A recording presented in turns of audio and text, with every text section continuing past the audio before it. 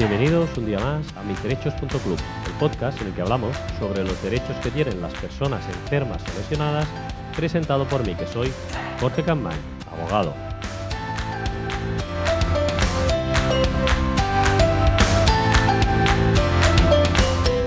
Muy buenos días a todos y feliz miércoles 18 de diciembre de 2019 en este episodio que es el número 156 que vamos a dedicar a hablar sobre el lupus eritematoso sistémico.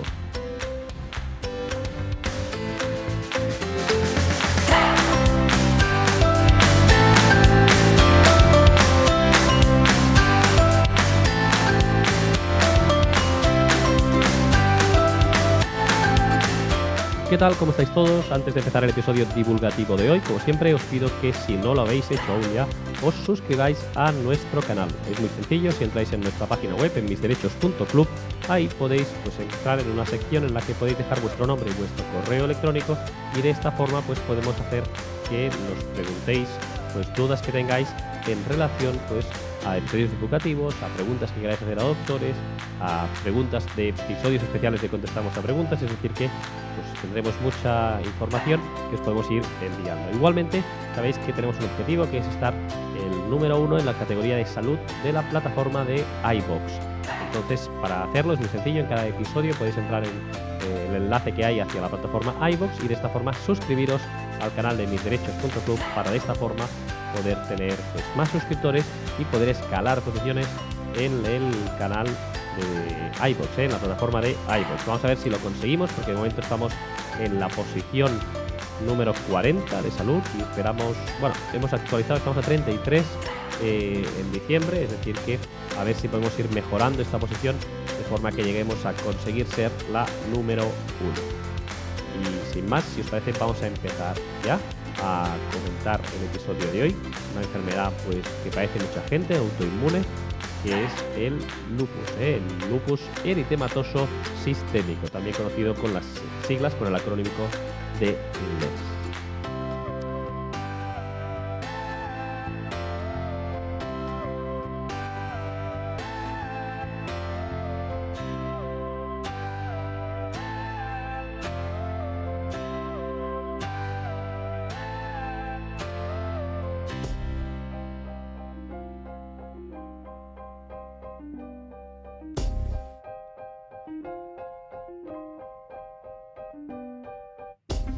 Bien, el lupus eritematoso sistémico, como os decía antes, es una enfermedad de carácter autoinmune. Esta enfermedad, como todas las enfermedades autoinmunes, lo que hace es que nuestro sistema inmunitario se siente atacado y por error ataca a un tejido sano. Esto puede afectar normalmente a la piel, las articulaciones, los riñones, órganos vitales y por lo tanto es importante saber cuál es la afectación que tenemos en el cuerpo. El lupus cutáneo también es uno de los más comunes, es decir, cuando afecta a la piel y hemos de decir que es una enfermedad que afecta más a mujeres que a hombres. Se puede presentar en cualquier edad, no hay una edad que sea más probable tenerlo, pero sí que es verdad que hay una mayor frecuencia en mujeres, sobre todo entre los 15 en la adolescencia y los 44 años, y que las personas de raza afroamericana y asiáticas son las personas que son más afectadas por esta enfermedad. Insisto, no quiere decir que tengas que tener entre 15 y 44 para ser diagnosticado de esta enfermedad, ni que tengas que ser mujer, ni que tengas que ser afroamericana o asiática, es decir, puede ser cualquier otra circunstancia, pero esto es lo más probable. Sobre las causas del lupus, ¿por qué se padece el lupus? No se conoce. Igual que todas las enfermedades autoinmunes, o la gran mayoría de ellas, no se conoce cuál es el origen y por lo tanto no podemos saber cuál es la causa que provoca el hecho de que padezcas de lupus. Sí que es cierto que hay una serie de factores genéticos, también ambientales. El sol, la exposición al sol es muy mala para las personas que padecen lupus y se ha asociado a esa exposición solar. También hormonales y de ciertos medicamentos. Entonces, ¿cuáles serían los síntomas, del lupus? Pues bien, los síntomas hemos de tener en cuenta que son muy variopintos. Hemos visto que puede aparecer en cualquier parte del cuerpo, en la piel, en las articulaciones, en riñones, en pulmones, en cerebro. Es decir, que la afectación es muy grande. Entonces, no quiere decir que sea necesario que te afecte a todas estas partes, sino que solo que te afecte a alguna de ellas ya se puede llegar a ese diagnóstico de lupus. Normalmente todas las personas que tienen lupus padecen dolor articular y inflamación, hinchazón en alguna parte de estas articulaciones o del cuerpo y demás. Entonces, generalmente, ¿a qué afecta? Pues a los dedos de las manos, a las muñecas y a las rodillas, pero insisto que puede afectar a otras partes del cuerpo. Otros síntomas comunes al lupus, pues tenemos el dolor al respirar, dolor torácico, la fatiga, el cansancio ante mínimos esfuerzos, fiebre, malestar generalizado, pérdida de peso, de cabello, sensibilidad a la luz solar, es muy malo la luz, lo primero que nos dicen en este caso es que las personas que están diagnosticadas del lupus tienen que evitar el contacto con el sol, por lo tanto, el uso de cremas y de taparse para que el sol pues, no les toque, no haya contacto. Erupciones cutáneas, inflamación de los ganglios linfáticos, etc. Hay muchos síntomas. Vamos con el diagnóstico. El diagnóstico del lupus pues, exige actualmente que haya en este sentido pues, una serie de afectaciones. Básicamente se habla de 11 afectaciones. No las vamos a ver todas, pero se requiere que tengas 4 afectaciones mínimo para que puedas hacer el diagnóstico del lupus. Casi todas las personas que tienen lupus tienen lo que es una prueba positiva de anticuerpos antinucleares, ¿vale? Entonces, si esa prueba sale positiva, pues lo más probable es que tengas lupus, aunque puedes tener esa prueba y no tener lupus, eso es importante. Os recomiendo que podáis escuchar una de las primeras entrevistas que hice, en este caso al doctor Cervera. Es el episodio número 4 de misderechos.club, está publicado el 6 de septiembre de 2017. El doctor Cervera es el jefe de servicio de enfermedades autoinmunes del Hospital Clínico de Barcelona y está especializado en el lupus. Por lo tanto, para saber más sobre la enfermedad, os recomiendo que podáis escuchar este episodio, el número 4, uno de los primeros episodios y primeras entrevistas que grabamos en misderechos.club, que lo explica muy bien y con mucho detalle qué es el lupus. Bien, en cuanto a esto, los tratamientos son múltiples, múltiples tratamientos, no hay una cura específica para el lupus, es decir, si te diagnostican de lupus, esto va a ser para siempre. ¿Cuál es el objetivo? Pues el objetivo es controlar los síntomas. Los síntomas se pueden controlar pues, con antiinflamatorios, con corticoides o con cortisona en momentos agudos, también con cremas para tratar las erupciones de piel. Disculpad. También con hidroxicloroquina, que esto es un antimalárico que se utiliza para tratar el lupus y que suele funcionar bastante bien. Y después ya vamos con los tratamientos biológicos que tanto hemos hablado en otras ocasiones, que puede ser útil para algunas personas. Los tratamientos más graves, pues se suele usar cortisona, como os decía antes, corticoides a dosis elevadas para evitar pues, que esas inflamaciones vayan a más. También con medicación anti-inmunosupresor, es decir, que medicación que inhibe el sistema inmunitario. Y también pues, otro tipo de medicación biológica, tratamientos biológicos e incluso de tratamientos de anticoagulación.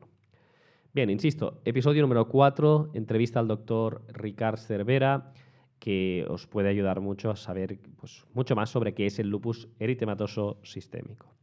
Vamos en cuanto a los temas legales, a la incapacidad permanente y a la discapacidad. La incapacidad permanente. ¿Qué grados se pueden reconocer por padecer lupus? Incapacidad parcial. No se suele reconocer en casos de lupus una incapacidad parcial, es decir, aquella incapacidad que te permite hacer tu trabajo y te pagan una indemnización. Ya sabéis que para este tipo de incapacidad lo más habitual es que estemos hablando de accidentes de trabajo, amputaciones, etc. Entonces, en estos casos, el lupus no hay pues, casuística en la que se reconozca pues, una incapacidad parcial para el trabajo.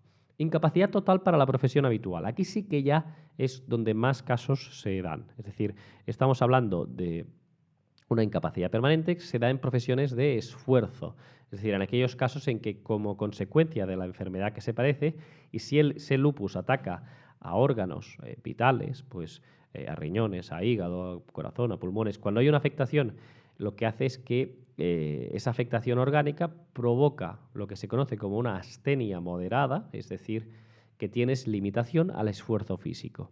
Si tienes esa limitación a esfuerzos físicos, se suele reconocer una incapacidad total para la profesión habitual, entendiéndose que esa profesión habitual obliga o requiere a hacer esfuerzo físico. Es decir, una profesión administrativa, en este caso, sedentaria, no daría lugar a una incapacidad permanente. Casos de lupus más graves. Una incapacidad absoluta para todo tipo de trabajo. ¿Se puede conseguir? Sí que se puede conseguir. Es mucho más difícil. En este caso, tiene que haber una afectación orgánica severa, especialmente a nivel renal o cardiológico, y se reconoce astenia severa o limitación para pequeños esfuerzos. Cuando esa astenia es severa, hay una afectación renal o cardiológica o cardíaca. En estos casos se suele reconocer una absoluta. Se debe tener en cuenta aquí que también la frecuencia de los brotes puede ser determinante. Si tenemos una frecuencia de brotes cada mes o cada 2 meses de un lupus, en estos casos estaremos hablando de que se puede reconocer una incapacidad absoluta. Y en relación a lo que sería el grado de gran invalidez, que estaríamos hablando de que no se puede hacer tu profesión ni ningún tipo de profesión y además requieres de ayuda de terceras personas, el lupus propiamente en sí mismo no habría ningún caso en el que se pueda reconocer una gran invalidez. Sí que si se tiene el lupus y además alguna otra combinación con enfermedades, es decir, comorbilidad con otras enfermedades, se puede llegar a ese grado de gran invalidez. Pero que por sí mismo el lupus, si no hay algún otro tipo de enfermedad o lesión que agrave esa clínica, es difícil que se pueda llegar a una clínica de gran invalidez. Esto en cuanto a la incapacidad permanente. Si nos vamos a valorar el grado de discapacidad, hemos de tener en cuenta que el grado de discapacidad propiamente no está reconocido en el Real Decreto 1971/1999, en el sentido de que no se dice que el lupus en este estadio es igual a este grado de discapacidad. No, lo que tenemos que hacer es ir a la afectación que tengamos a nivel orgánico, cada una de ellas, si es renal, si es cardíaca, etcétera. Es decir, hemos de mirar cada afectación de forma individualizada, valorarla en función de este Real Decreto, el 1971-1999, y con eso tendremos cuál es la afectación que tiene cada paciente con lupus y tendremos un porcentaje de discapacidad derivado de esto. Pero insisto, no hay un sistema de valoración específico para valorar el lupus eritematoso sistémico. Bien, y hasta aquí el episodio de hoy. Vuelvo a insistir, y no quiero ser reiterativo, que en cuanto al tema médico quedó muy bien explicado pues todo el tema que nos dijo el doctor Ricardo Cervera en relación al lupus, episodio número 4, en esa entrevista de misderechos.club, de los primeros episodios que hicimos. Y además, pues si tenéis cualquier duda también, os recomiendo que podáis ir a la asociación ACLEG, Asociación Catalana de Lupus, con la cual colaboro y con la cual el doctor Cervera también colabora, y que podéis tener información al respecto. Muy interesante que podáis también acudir a esa asociación. Cualquier duda, ya sabéis, podéis hacer una pregunta y la contestaremos en próximos episodios, y emplazaros para el último episodio que vamos a hacer este año, que es el 157, si no me equivoco. Sí, correcto, episodio 157, que vamos a publicar el 31 de diciembre. El 31 de diciembre publicaremos este último episodio en el que haremos un resumen de este fin de año de 2019, qué es lo que hemos tenido durante este año 2019, que es muchísimo porque hemos llegado a ese número de 157 episodios, y qué se espera para el próximo año 2020, todo lo que tenemos preparado para vosotros. Así que desde aquí ya me despido, que tengáis un feliz miércoles y nos escuchamos ya el último día del año, el 31 de diciembre, para hacer ese episodio final especial. Muchísimas gracias y que tengáis un feliz miércoles.